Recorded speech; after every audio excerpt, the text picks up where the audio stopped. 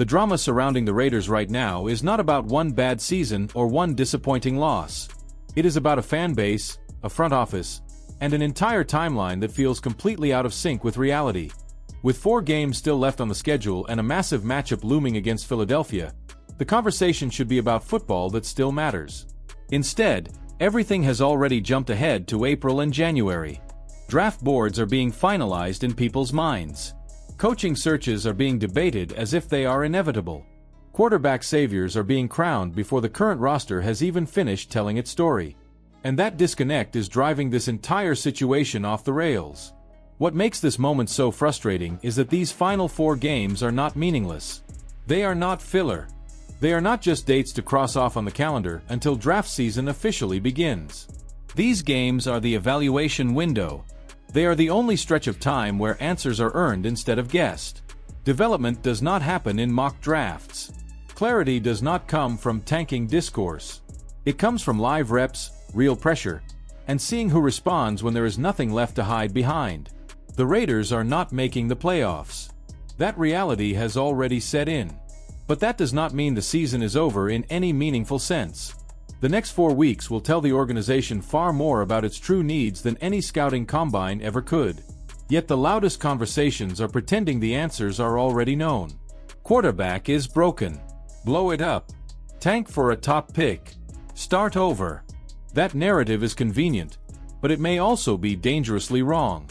The situation under center right now perfectly captures the confusion. Geno Smith struggled throughout the season, helped guide the team to an early record that did not last, and is now sidelined with a shoulder injury. Whether that injury is seen as bad luck or perfect timing depends on perspective. But the reality is clear. Kenny Pickett is getting the start. With Aiden O'Connell still unavailable, this becomes Pickett's moment. Not a tryout in theory, but a live audition in real NFL games. This is not about nostalgia or second chances for the sake of it. This is about seeing what happens when a former first-round quarterback is given another opportunity under different circumstances. Pickett's career arc has been defined by chaos. Thrown into the fire in Pittsburgh, never fully stabilized, constantly evaluated through a microscope while the structure around him wobbled. Now he steps into another imperfect situation, but with something to prove. These games are not just about wins and losses. They are about answers. Can he manage the offense? Can he command the huddle? Can he function behind pressure?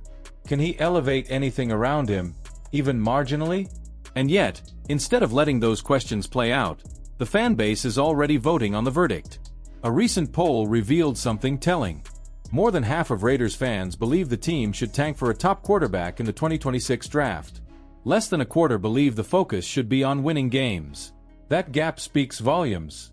It suggests that most people have already decided the quarterback position is the root of all problems. But that assumption deserves scrutiny. Quarterback is always the easiest target because it is the most visible position on the field. Every throw is judged. Every mistake is magnified. But football is rarely that simple. The uncomfortable question is whether the Raiders actually have a quarterback problem, or whether they have a foundation problem that keeps cycling quarterbacks into failure. This is where the comparison that keeps getting ignored becomes critical. Look at Bo Nix. Drafted in the first round by Denver, he walked into a stable situation and produced immediately. A strong rookie season. Continued growth. Wins piling up. Now compare that to Cam Ward. Taken first overall by Tennessee, surrounded by hype, crowned as a franchise savior from day one. 13 games later, the record looks eerily familiar. 2 wins, 11 losses. The same numbers Raiders fans are staring at right now. If quarterback talent alone determined outcomes, Tennessee would be thriving.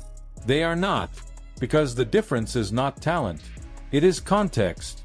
Offensive line stability, play calling, coaching continuity, supporting cast, protection, confidence. All of it matters. A young quarterback dropped into dysfunction does not fix dysfunction. He absorbs it. That is why the obsession with tanking feels so misplaced. Watching Cam Ward struggle should be a warning, not a blueprint.